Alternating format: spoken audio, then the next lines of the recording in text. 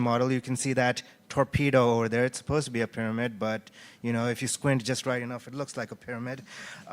So the level 1 is the birthing stage, and this is where any talk of decentralized AI is currently, and that's largely just regular open source AI that you see currently, stuff like Llama. It's been it's all contingent upon the benevolence of a specific centralized entity. Like in the case of Llama, it's Facebook. Sure, you have people using the license to work on Llama, but still largely centralized.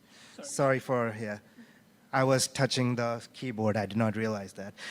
The second stage is the community capacity building stage. Now, the community capacity building stage, when it comes to commons governance, it should ideally follow the principles of progressive decentralization. So there's small aspects that you entrust to the community first, and then you follow it up with more important decisions.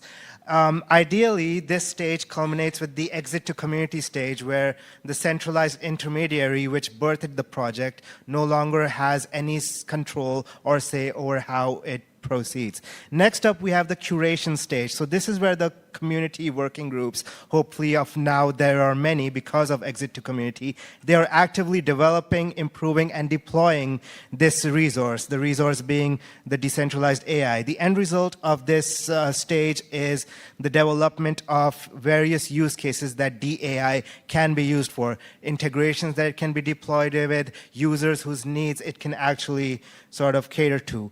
And next up is the value generation stage. This is not exactly a final stage because the curation and value generation stage keep on shifting back and forth.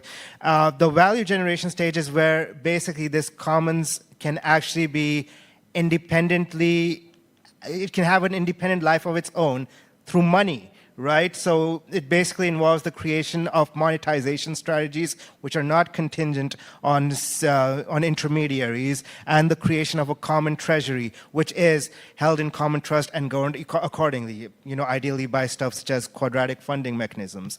Now, going across each stage requires various cultural shifts.